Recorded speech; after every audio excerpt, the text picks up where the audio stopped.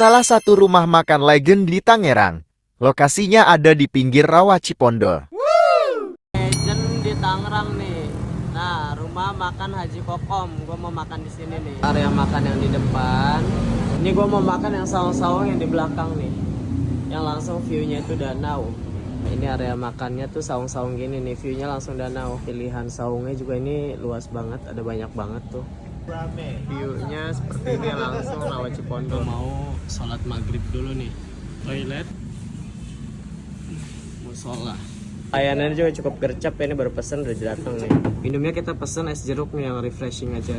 Tapi nyamuknya tadi belang-belang. Kita pesen beberapa ayam-ayaman nih, ada ayam kampus, salah ayam kampus. Ini ada ayam serundeng, sama ini ayam bakar. Ini gue pesen jengkol balado, pecah kangkung. Ini pasti nih, petek goreng. Nih bintangnya nih datang nih, pecak gurame gede amat, Wak. Tuh dari bumbu.